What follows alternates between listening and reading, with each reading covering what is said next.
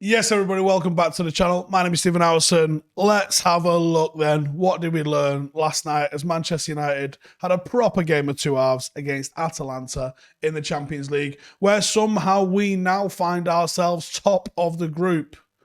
What an absolutely wild ride it's been so far. We're only halfway there, though. There's still a lot more work to do, and United could easily balls this up.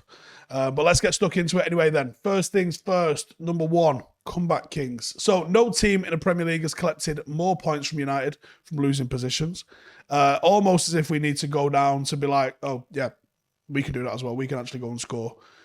We do show great character. We do show great team spirit. I do think this dispels the myth that the manager maybe has lost the dressing room. Definitely think he's still getting some things quite wrong. But I think that whole they're not playing for him narrative is plainly not the case. Body language was a little bit worrying in the first half, I thought, but they definitely shown fight. They definitely shown desire in the second half. Maybe there's a little bit more belief in the management. Those halftime team talks from Ollie, clearly doing something, but I would definitely be worried about why can't we get the first half team talk correct? Is our analysis wrong? Is our expectation of what the opposition are going to do wrong? Do we need the evidence of where the opposition are beating us in certain areas in front of our faces against our opposition to be able to see where we're going wrong and then put that right? Are we extrapolating the wrong sort of data from our scout reports and opposition scouting and analysis? For me, I think that there could be something along those lines. I don't think United are just traditionally slow starters. I don't think the manager's sending them out there and saying, yeah, just like go concede a goal, let's make it interesting. I'm pretty sure that's not going to be the case.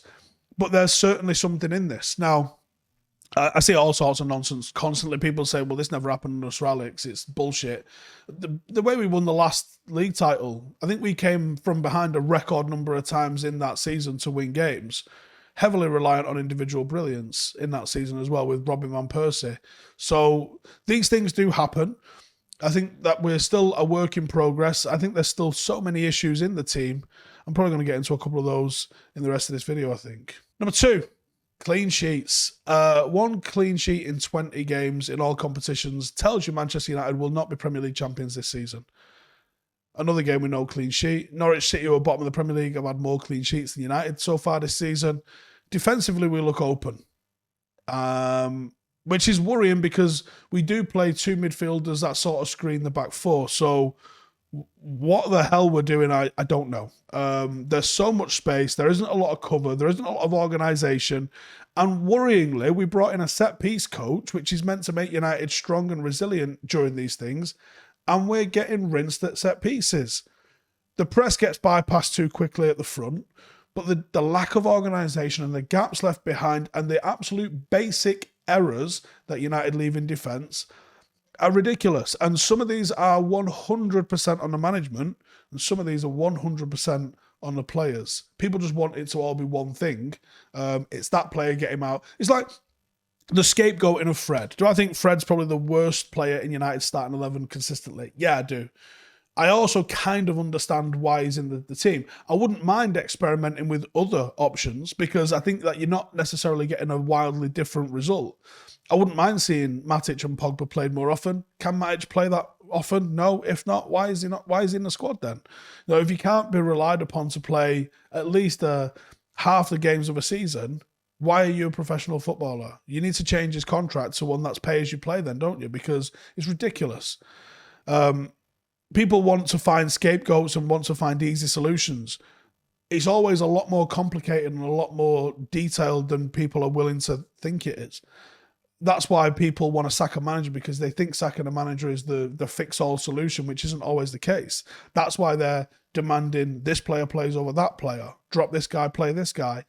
Doesn't always happen. Doesn't always need one thing to change. It could be several things. And the margins are so fine in the Premier League and the Champions League at the moment that, put it this way, Liverpool should have lost against Atletico Madrid. They didn't. And Salah had a wonderful game, bailed out Klopp in a big way with his individual brilliance. And even with 10 men, Atletico Madrid looked like the stronger side. So this happens for all managers.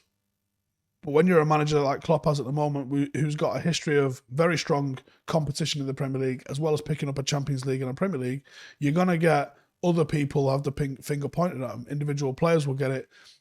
I'm sure Fergie made a lot of mistakes where individual players would have the finger pointed at them because it's obviously not Fergie that's got this wrong here, is it? When sometimes it might have been. Number 3. Oh, welcome back, Rashford. Marcus was a constant threat. I thought he looked world class, actually, last night. He offers a completely different dynamic to anybody else in the side. He looked electric, is the only way I could look to say. He's probably back at 50%, certainly not match fit, certainly not in a match rhythm. Some of his shooting probably shown that, I think, a little bit. He stretched the defence. He was an absolute constant threat. 2 goals in 2 games. Took a knock. I believe it's a dead leg, so shouldn't be anything too serious. Should be back in the team for Sunday, where he is going to be absolutely essential. And all he needs to get it right and play Marcus on the left, because that's where Liverpool are at their most open. Number 4, Mason Greenwood. A little inside joke for everybody there. And he's playing for himself of late, and I think that's quite evident. He's not necessarily linking up with everybody correctly. It might be an overconfidence thing. It might be a pure, what's the word I'm looking for? It might be a self-confidence issue.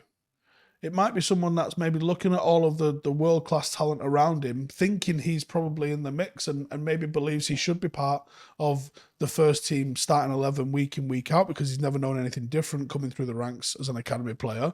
And he might be thinking, they paid down much for him. He's Cristiano Ronaldo. I'm going to end up getting dropped here at some point. Unfortunately, his performances for me dictate that he probably should get dropped for a little bit and go work on a little bit of link-up play. He's still developing. He's not a right winger. He is going to be a number 9. And what he's offering on the right wing at the moment, I'm not going to say it's detrimental to United, but it's not efficient for United. I think his single-minded approach from the wide area, looking for goals himself, is not making United a better team.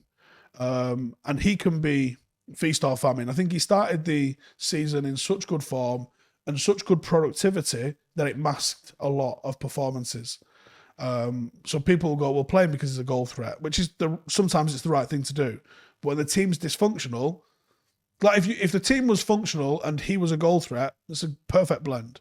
When the team's dysfunctional, you need to maybe look to try and find the function of the team. Performances will last better than luck.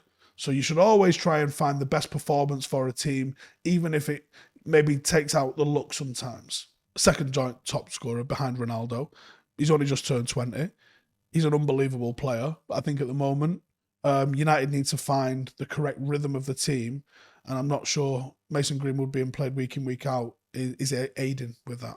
And number 5, let's talk about Bruno Fernandes for a second. Because I thought, on one hand, Bruno was absolutely sensational.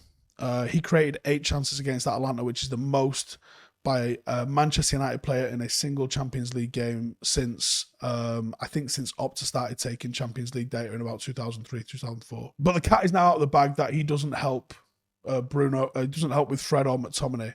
Paul Scholes showed this fantastically well in BT's analysis of the game yesterday.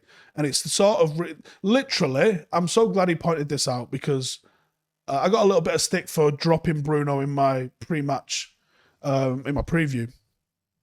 And one of the reasons why is because he vacates that area. And I wanted a player that would get into that area. And we saw when Paul Pogba came on, Paul Pogba was in that area. Now, this isn't. People can't differentiate the right player for this particular game and the right player or the better player over their career at United. Someone was like, Bruno's been better than Pogba has in his career at United. Why would you drop him? Because you're playing a specific opposition which are going to want to dominate the ball in the middle of the pitch, and they press, and United are going to struggle to play out. I literally spent 15 minutes on Tuesday talking about the reasons Atalanta play the way they do and how they're going to be a threat to United and how I would mitigate that by having Paul Pogba in the middle. Fred and McTominay are not great progressive passers of the ball anyway. And then when you completely vacate the entire area in front of them, you're asking them to become Pirlo or vintage Paul Scholes to be able to find a player by moving the ball forward. So they can't. So they don't. So they inevitably pass it amongst themselves until one of them gets caught in possession. Or they pass it to Wan-Bissaka, who's a pressing trap for most teams, because they know he's not the most gifted technical footballer. or they pass it back to the defence and put the defence under pressure. When I was talking about Mason Greenwood coming out of the team, and loads of people go, well, he's the joint top scorer. Look at the goals he scored. The team function has to become above anything else. The way the team functions dictates everything, or should dictate everything. For me, the position of Bruno is detrimental to United. He plays too high. He doesn't play like a number 10. He plays like a shadow striker. The distance that he creates from himself to the midfield makes it difficult for Manchester United to play through the thirds. And yet at the same time, he is still our most productive and creative player. Just that one tweak to his game, I think, would make a massive difference, because opposition want to mark him tightly because he's such a productive threat. So let them mark tightly. Let him come short for the ball, even if it's as a dummy run and you play the ball in behind. Give him the chance to be able to come deep and help out that midfield. I know he can do it. The annoying thing is he doesn't do it, which tells me it's either orders, in which case then the management have got this completely wrong, or it's him being selfish, but he's too important part of the team that they can't control or correct him, which is not a good position to be in as a management team. Jekyll and Hyde performance from Bruno Fernandes. On one hand, extremely productive, created a ton of chances and was a constant threat. On the other hand, weakens our ability to play the ball because his positioning is so high and so difficult for the rest of the team to find him. I don't think he was the reason we conceded 2 goals, but I think one of the reasons why United are so poor playing out, which puts us under pressure defensively, is because his positioning isn't adequate. He needs to come and help us to overload the midfield. The 2 players that are occupying our midfield spaces against a 4 and a 5 yesterday of Atalanta are not good ball players. They get pressed, we lose the ball, and this little vicious circle is going to keep continuing. So he's a conundrum. And if you can get him right, you've got a hell of a player, a hell of a productive player. But him being wrong in midfield, I think, is a major component of why this United team really struggle to play out. But anyway, that's my 5 things that I have learned today. Please subscribe if you're new around here as well. Also consider joining as a member, because all the lives are going to be members only lives as well, because that's going fantastic. And if you would also be interested in joining the Patreon group, then there's a link for that in the description as well. Cheers for tuning in. See you in the next one. Hey, thank you for watching the video. If you are new around these parts, then don't forget to subscribe. My channel is proudly supported by my community on Patreon. If you'd like to get a little bit of extra content, a Discord group, meetups, 5-a-side games, weekly podcasts, behind the scenes, and even an occasional bit of transfer news as and when I get it, then for the price of a pint, you can show your appreciation for the content that we make and get some goodies for doing so as well. Check the link in the description or click the button right here. You'll also find all of my socials here too if you want to follow me on any of those platforms. Nice one.